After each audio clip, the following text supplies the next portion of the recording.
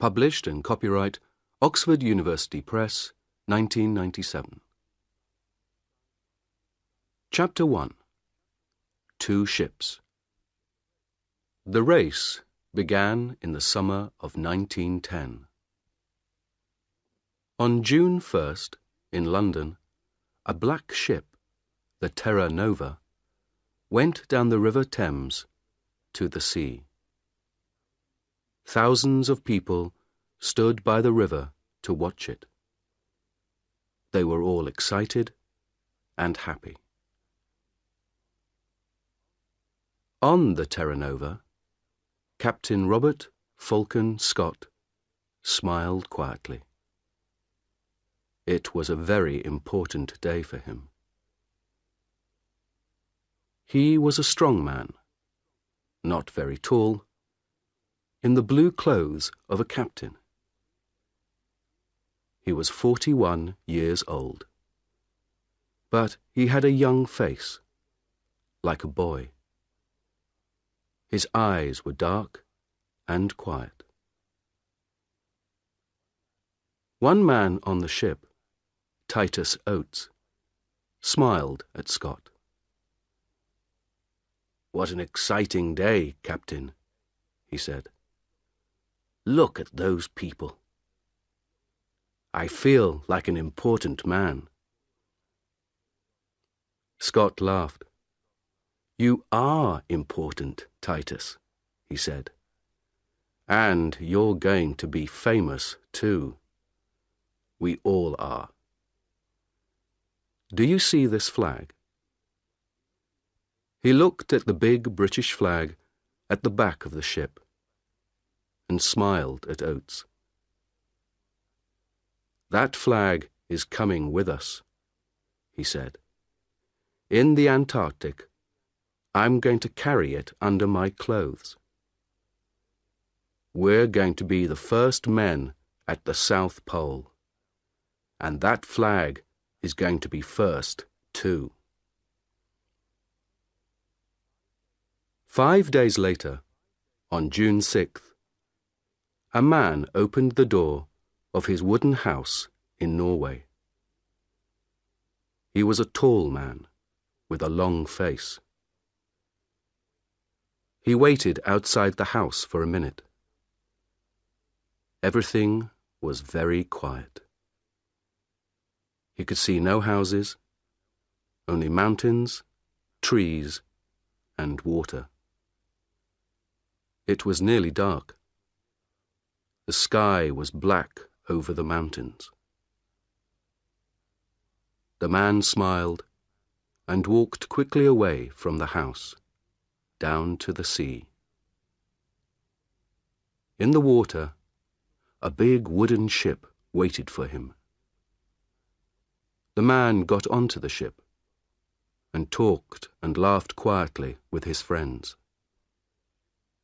The ship's name was Fram, and the man was Roald Amundsen.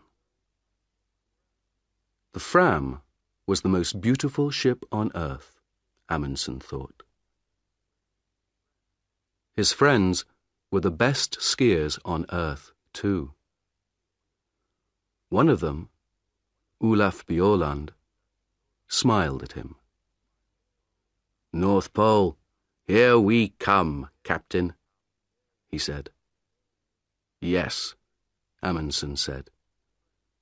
His friends could not see his face in the dark. "Fram is going to the Arctic." Everyone on the Fram was ready to go to the North Pole, to the Arctic. Amundsen wanted to go there too.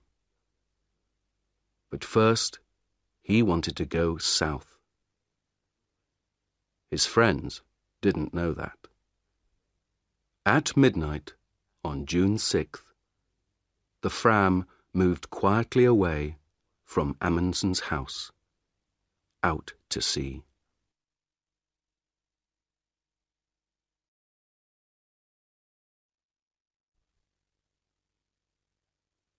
Chapter 2.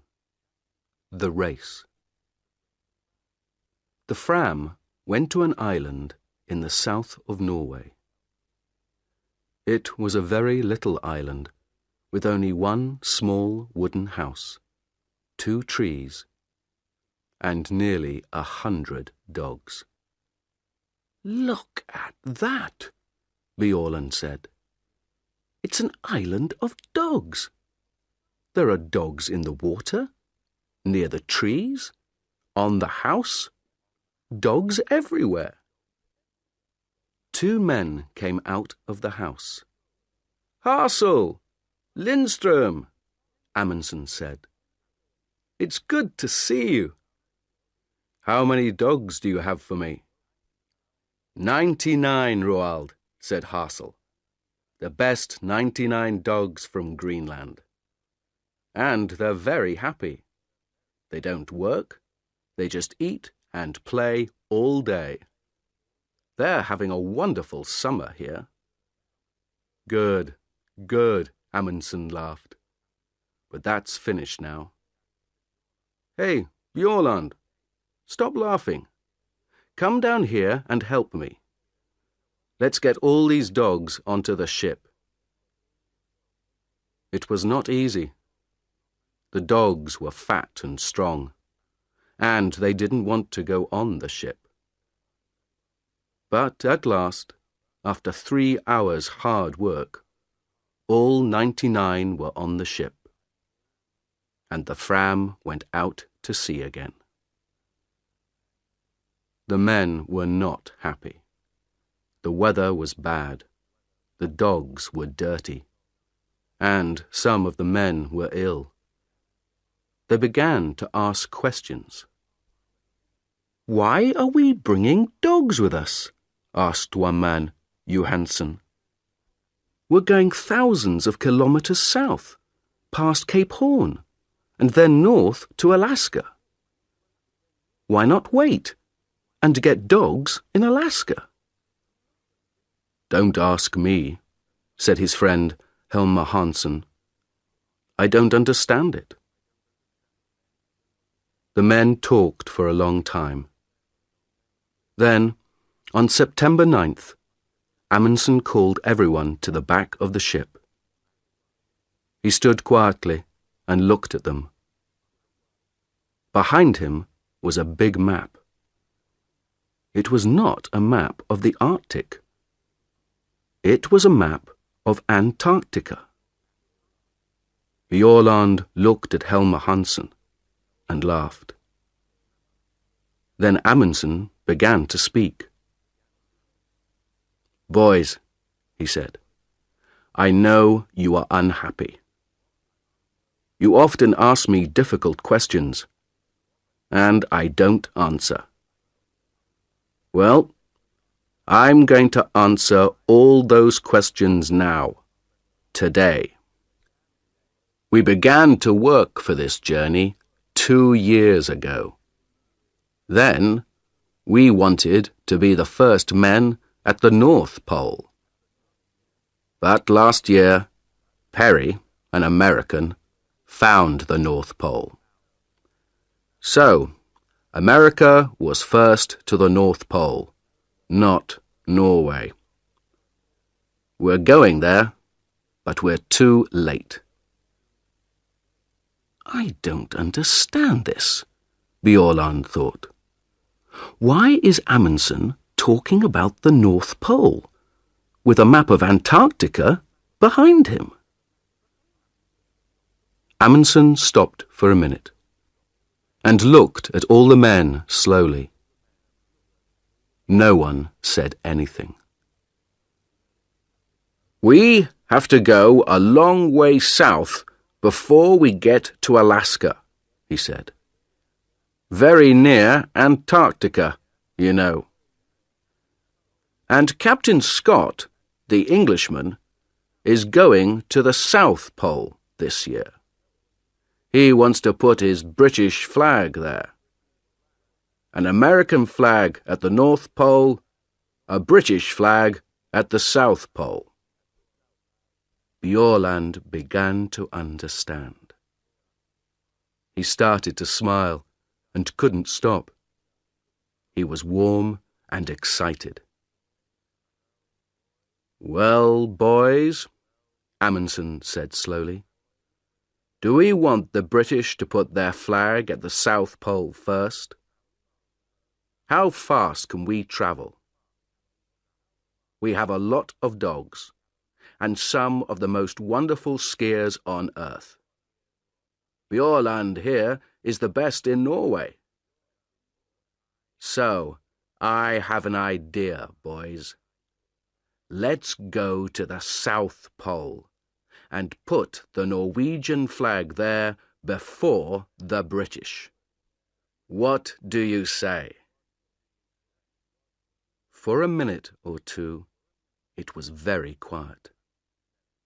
Amundsen waited, and the men watched him and thought. Then Bjorland laughed. "Yes," he said. "Why not? It's a ski race, isn't it? And the English can't ski. It's a wonderful idea. Of course. Let's go."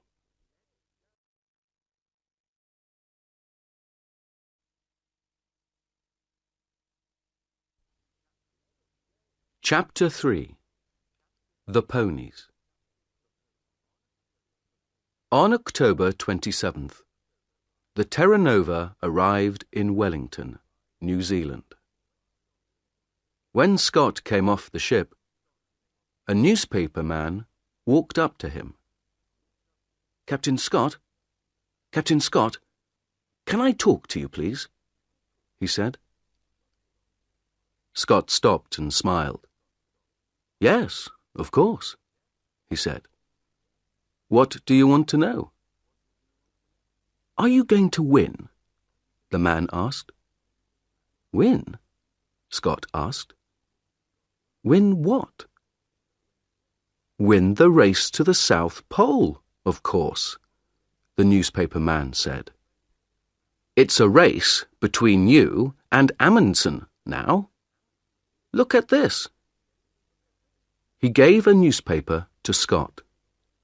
Scott looked at it. It said, "Fram races Scott to South Pole. We're going to win, says Amundsen." Scott's face went white. "Give me that," he said. He took the newspaper and read it carefully. The newspaper man watched him and waited. "Well, Captain Scott," he said at last, "who's going to win this race? Tell me that." Scott looked at him angrily. "This is stupid," he said. "It's not a race. I came here to learn about the Antarctic. I'm not interested in Amundsen or in races." Then he walked back onto his ship, with the newspaper in his hand. Later that day, he talked to his men. He gave them the newspaper and laughed. "It doesn't matter," he said. "We're in front of Amundsen, and we have more men and more money. He has only 8 men and a lot of dogs.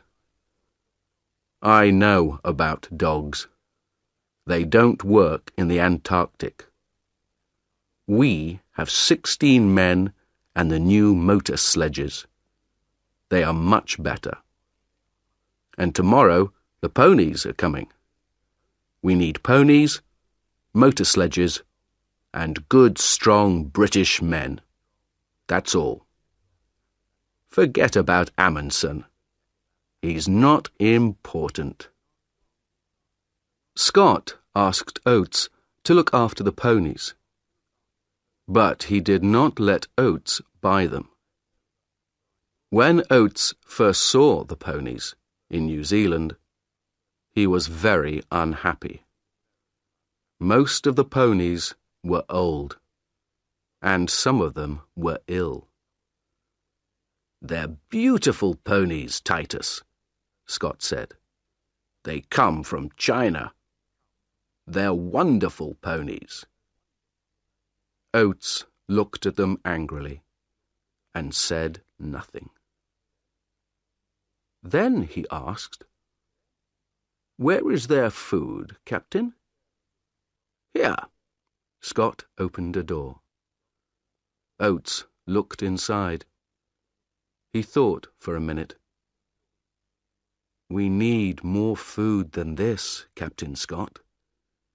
These ponies are going to work in the coldest place on earth. They need a lot of food.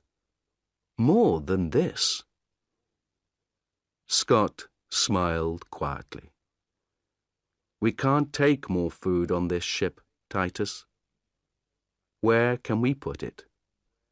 "But it doesn't matter, old boy. They're very strong ponies, you know. The best ponies on earth." Later that night, Oates wrote a letter to his mother. "There are 19 ponies on the Terra Nova now," he wrote. "All the ponies are in a small room at the front of the ship. We eat our food in the room under the ponies, so our table is often wet and dirty. Scott makes a lot of mistakes, I think. And Antarctica is a very dangerous place."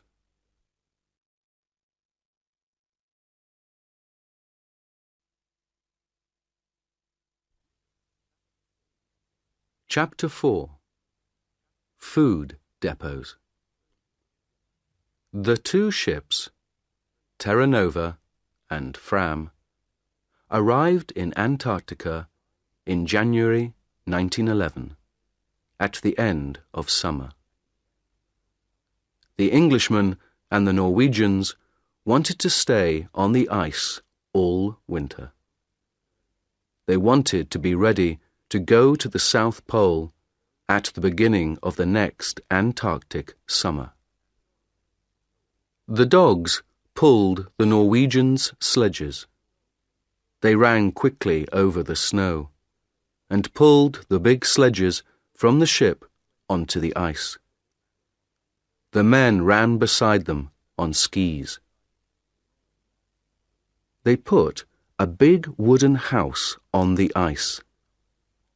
The house was full of food and skis and sledges. They called it Framheim. Outside the house, the dogs lived in holes under the snow. When the house was ready, the men made their first journey south.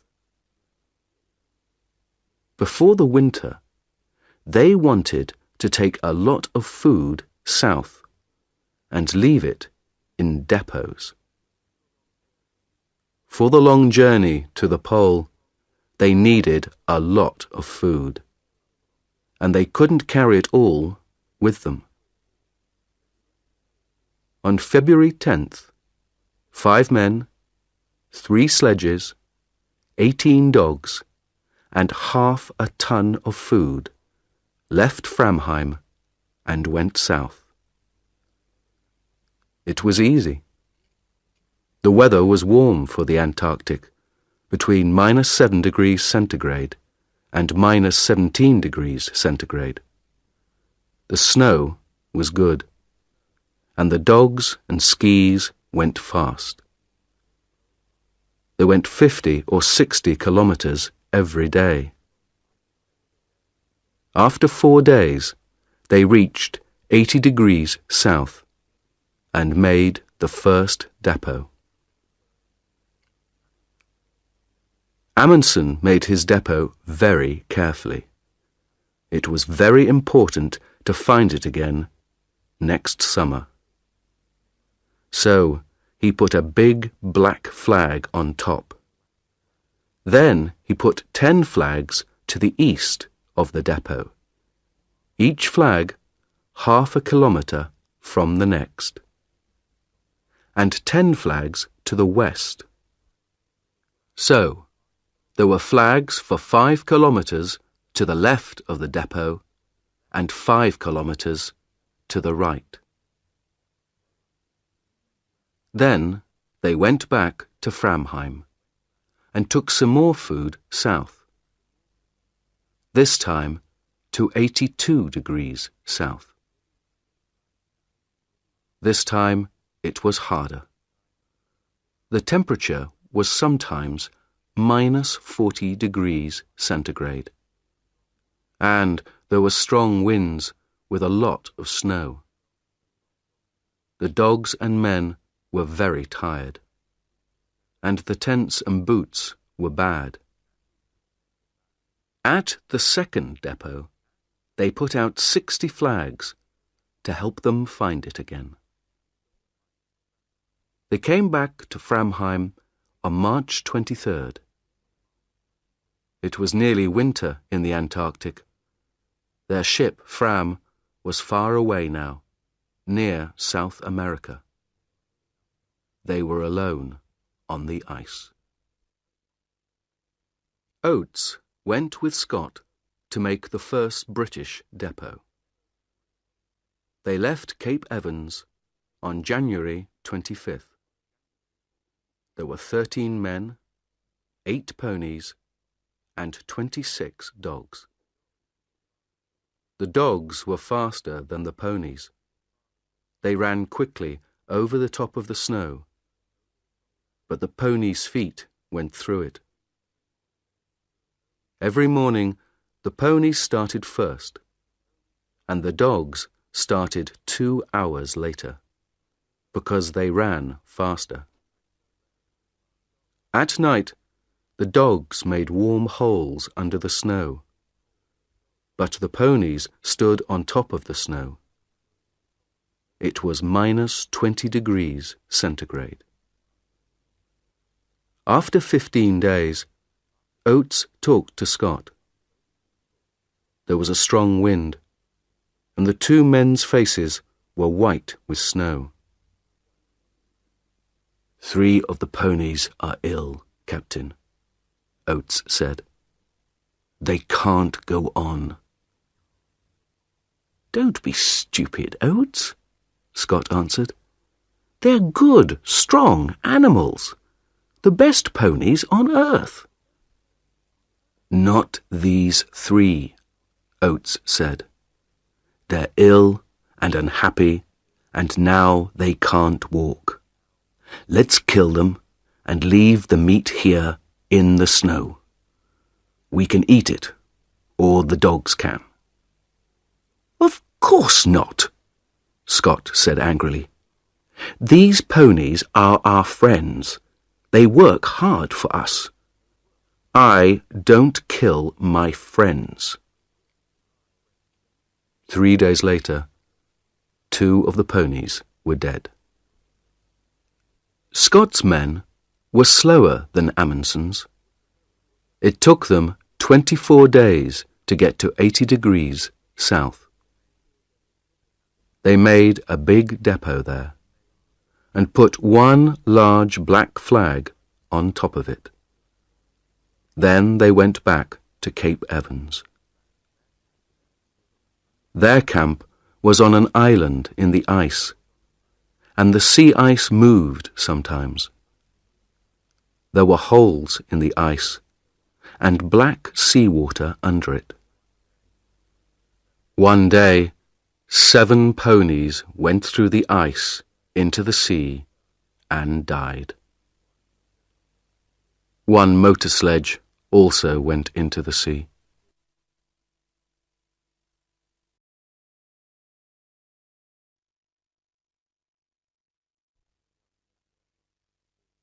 Chapter 5. A long, cold winter. It was dark for 4 months. Outside the wooden house at Framheim, it was often minus 60 degrees centigrade. The dogs lived in warm holes under the snow. The men stayed in the house and worked in their rooms under the snow. The skis and sledges came from the best shops in Norway, but Bjaaland wasn't happy with them. He changed a lot of things on the skis and sledges. Soon, the sledges were stronger than before. The skis were better and faster too. All the Norwegians worked hard. They looked after their dogs and worked on their equipment, the sledges, skis, tents. Every day they thought about their journey to the pole and talked about it. And every day Amundsen thought about Scott. One day, in midwinter, he talked to his men. "Let's start early, before Scott," Amundsen said. "Remember, Scott has more men than us, and he has motor sledges too. Perhaps they can go faster than us." Bjaaland laughed. "Oh no, they can't go faster than me," he said. "On snow, nothing can go faster than a good man on skis." "We don't know," Amundsen said. "You're the best skier in Norway, but you get tired, and dogs get tired too. Motor sledges don't get tired. They can go all day and all night." Johansen laughed angrily. "That's stupid," he said. "Perhaps the motor sledges can go all night, but the Englishmen can't." "The English can't win, Roald. They don't understand snow, but we do. And they're too slow." "Perhaps," Amundsen said, "but I want to win this race. So we're going to start early. Do you understand?" It was quiet and warm inside Framheim. Bjaaland looked at Amundsen and thought about the long, cold journey in front of him. He thought about the dogs in their holes under the snow and listened to the wind over the house. "When, Roald?" he said quietly. "On August 24th. The sun comes back on that day. We start then." "But we can't," Johansen said. He looked angry and unhappy. "That's too early. We can't start then.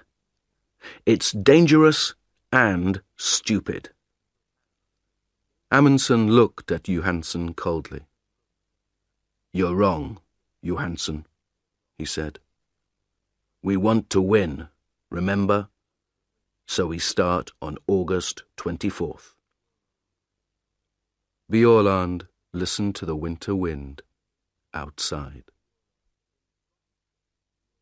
In Scott's camp at Cape Evans, no one talked about Amundsen, and no one worked hard. They had good food, and they played football on the snow. They wrote a newspaper, the South Polar Times, and read books. No one learnt to ski, no one worked on the motor sledges. Twice, men went for long journeys across the snow. They walked and pulled the sledges themselves. Oates stayed at Cape Evans and looked after his ponies. Over the window in Cape Evans, Scott put a map of Antarctica. With a pen, he made a line from Cape Evans to the South Pole, and he put a little British flag at the pole. Under the map, Scott wrote the day for the start of their journey. "We start on November 3rd, he wrote.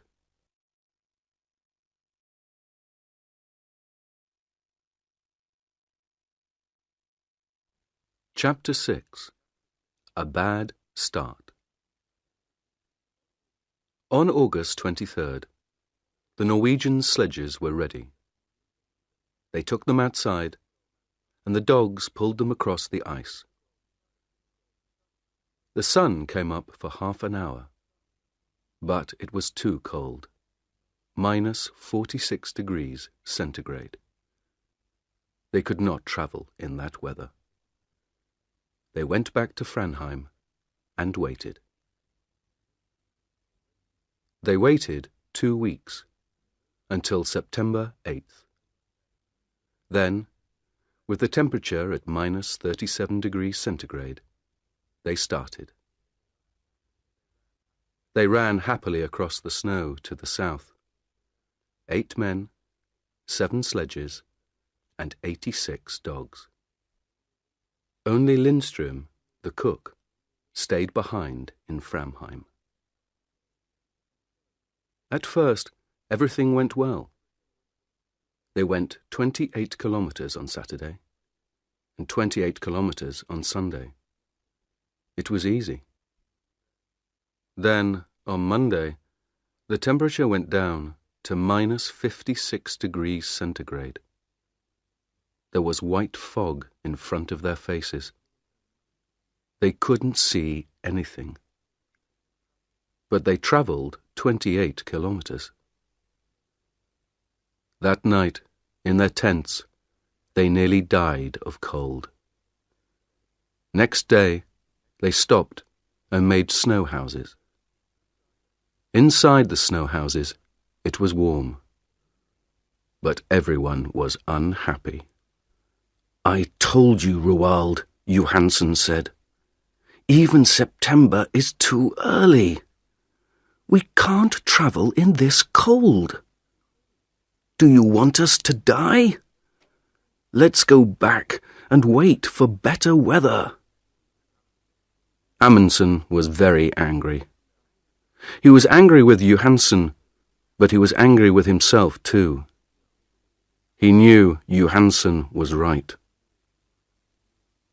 "All right," he said slowly. "We can go on to the depot at 80 degrees south, leave the food there, and then go back. We can't do more than that." It was 37 kilometers to the depot. The wind was in their faces all day. 2 dogs died on the way. At the depot, they did not stop. They put out the food and the flags, turned round, and went north. At last, the wind was behind them. The dogs ran quickly, and the men sat on the empty sledges. They went faster and faster. It was like a race. Amundsen was on Wisting's sledge, and soon he, Wisting, and Hansen were 3 or 4 kilometers in front. Soon they were alone. They travelled 75 kilometers in 9 hours, and they reached Framheim at 4 o'clock that afternoon. Bjaaland arrived 2 hours later, with 2 more men. But the last 2, Johansen and Prestrud, went more slowly. Their dogs were tired. Their feet were wet and cold. They had no food, and they were alone in the dark. The temperature was -51 degrees centigrade. They reached Framheim at midnight. Next morning, Johansen was angry. In front of everyone, he said, "You were wrong, Roald. September was too early. I told you, but you didn't listen. And then you left us alone, and we nearly died in the cold. You're a bad captain." I'm a better captain than you are." Amundsen was very angry. But, at first, he said nothing, because he knew that Johansen was right. Then, that evening, he gave a letter to Johansen.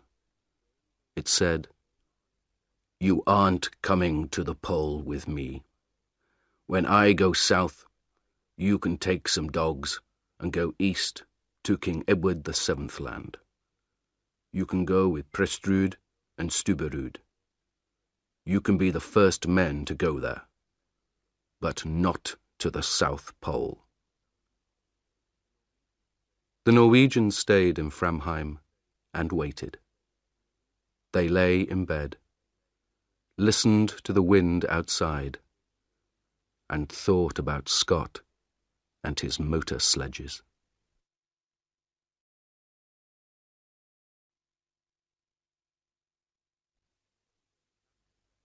Chapter 7. Motor Sledges and Mountains. Scott had 2 motor sledges now.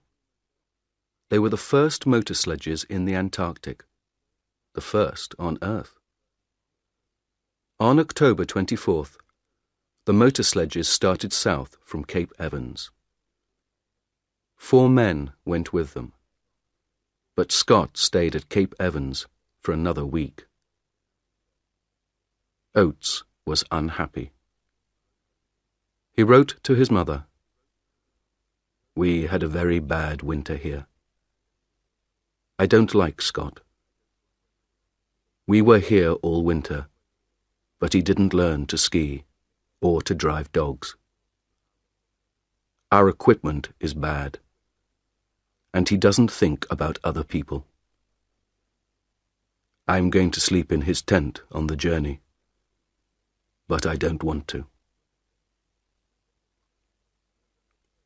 On November 1st, Scott and Oates and 6 more men left Cape Evans with 8 sledges and 8 ponies. The ponies walked slowly because their feet went down into the snow. It was hard work for them, and they got tired very quickly. They travelled 13 or 14 kilometres in a day. Behind the ponies came Mears with 1 sledge and some dogs. Mears knew how to drive dogs. Every day, Mears started 2 hours after the ponies and arrived 2 hours before them. After 5 days, they found the motor sledges. The Norwegians began again on October 20th. There were 5 men this time: Amundsen, Bjaaland, Wisting, Harsel, and Hansen. They had 4 sledges and 48 dogs. There was a lot of wind and fog. On the first day, Wisting's sledge suddenly stopped, and the back went down. "Come on, you dogs," he said angrily. "Pull, pull." At first, nothing happened. Then, slowly, the sledge moved again. Wisting looked down over the side of the sledge. Under the snow, there was a 50-metre hole. "Did you see that?" Amundsen said. "The ice wants to eat us. Men, dogs, sledges, everything." On the 4th day, they reached the depot at 80 degrees south. There was a bad snowstorm, but they found the flags easily. Next day, the men stayed in their tents, and the dogs played in their holes under the snow. They were all happy. They had a lot of food, they had good equipment, and they were warm. They could travel fast. Next morning, the snowstorm stopped, and the journey began again. Today, everything is wonderful, Bjaaland wrote in his diary. But where is Scott? In front of us or behind? There was no one with the motor sledges. They were broken. Scott looked at them angrily. "It doesn't matter," he said. "Teddy Evans and his men are in front of us. They're good men. They're pulling their sledges themselves. We can get to the pole on foot." Oates looked at Mears. Oates and the ponies were tired, but Mears and his dogs were not. The snow was home for them. That night, Oates wrote, 3 motor sledges at £1,000 each. 19 ponies at £5 each. 32 dogs at £1.50 each. Well, it's not my money, it's Scott's. On November 21st, one of the ponies died. On November 11th, the Norwegians saw the mountains. The mountains were very high, some of the highest on earth. Bjaaland smiled. "There is good skiing up there, Roald," he said. "But can dogs get up there too?" "Of course they can," Amundsen said. "Come on." They left Hansen with the dogs and skied a little way up the mountains. It was difficult, but the mountains were big and beautiful. Behind the mountains, Amundsen thought there was a high plateau of ice. "That's it," Amundsen said. "That's the road to the pole. Tomorrow we can bring the dogs and sledges up here. But now, let's have a ski race. Who can get back to camp first?" They laughed and skied happily down the white snow. "This is like home," Bjaaland thought. "But it's bigger than Norway, and better." In the next 4 days, the dogs pulled the sledges 81 kilometres and went up 3,000 metres. At last, Amundsen and Bjaaland stood on the plateau behind the mountains. They were tired, happy men. Bjaaland looked back at the mountains. "Can a motor sledge get up here?" he asked. Amundsen smiled. "No," he said. "I don't think so. And Scott doesn't like dogs. So his men are going to pull their sledges up these mountains themselves. Would you like to do that, Olaf?" Bjaaland didn't answer.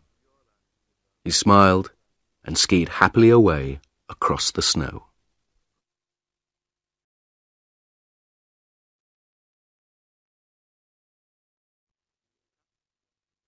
Chapter 8. Across the Plateau. On November 21st, the Norwegians killed 30 dogs. "They were happy," Amundsen said, "and now they're going to die quickly. We need 3 sledges and 18 dogs to go to the pole." When the dogs were dead, the other dogs ate them. The men ate them too. They were good friends, Bjaaland wrote in his diary. And now they are good food. 2 days later, the dogs were fat. Then, in a snowstorm, they began the journey again. After the snowstorm, there was fog, and in the fog, they got lost on an ice river with hundreds of big holes in it. They could see nothing, and it was very dangerous. In 4 days, they moved 9 kilometres. "But the ice is beautiful," Bjaaland wrote. blue and green and white. This is a wonderful place, but I don't want to stay a long time. After the ice, there were strong winds and bad snowstorms. They could see nothing in front of them. But every day they travelled 25 or 30 kilometres. Then, on December 9th, the sun came out. They were at 88 degrees, 23 minutes south, 175 kilometres from the pole. 5 more long days, Bjaaland wrote. That's all now. But where is Scott? For 4 days, Scott's men stayed in their tents near the mountains. There is a bad snowstorm outside, Oates wrote. It's too cold for the ponies, and our clothes and skis are bad too. On December 9th, Oates killed the ponies. They were tired and ill, and they could not walk up to the plateau. Then Mears and his dogs went back to Cape Evans.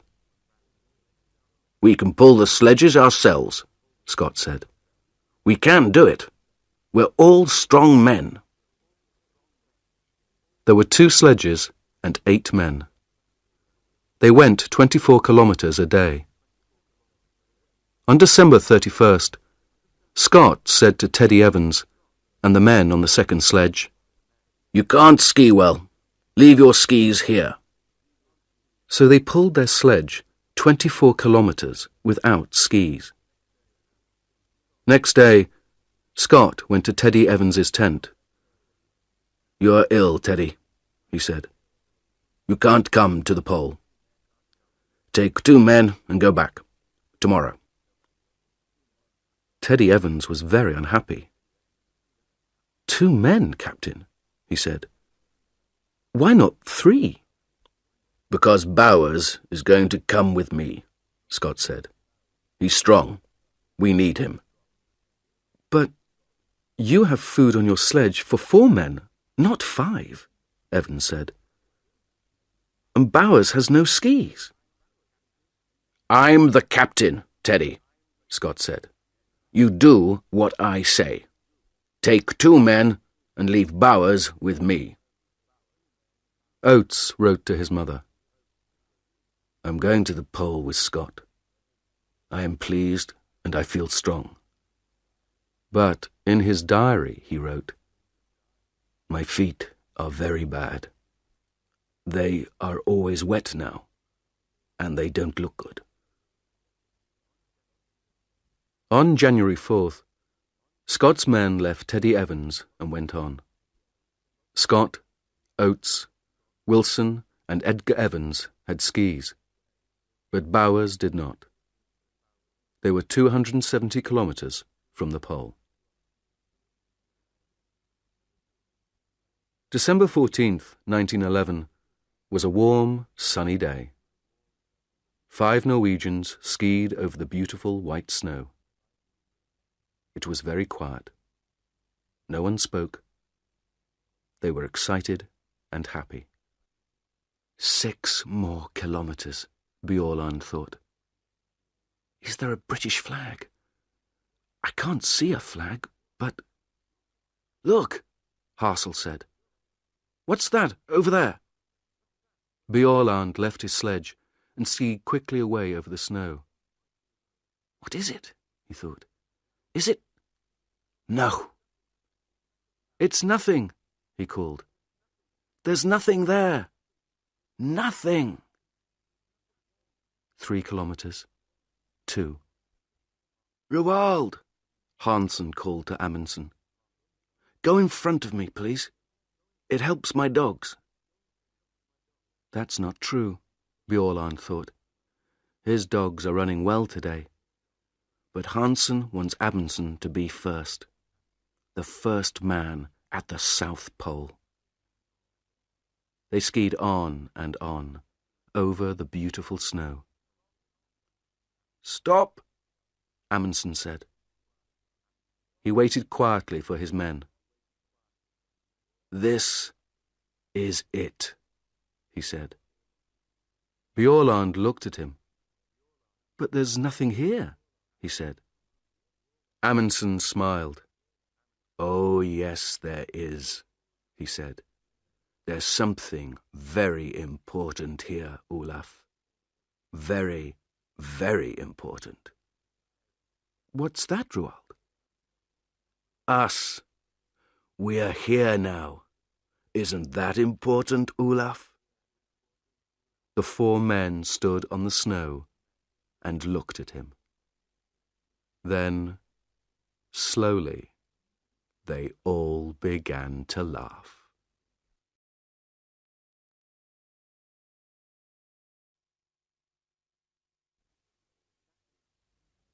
Chapter 9.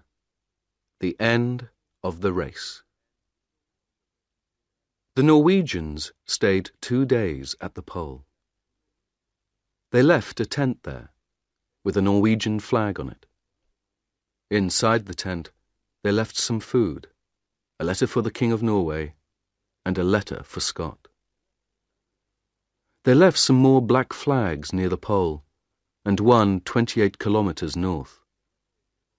Then they skied away, back to the north. It's a beautiful day, Bjorland wrote. The sun is warm, the snow is good. But the dogs run too quickly. I can't get in front of them. They found their depots easily. There were 10 between the pole and Framheim. Each depot had a lot of food. They laughed and skied quickly down the mountains.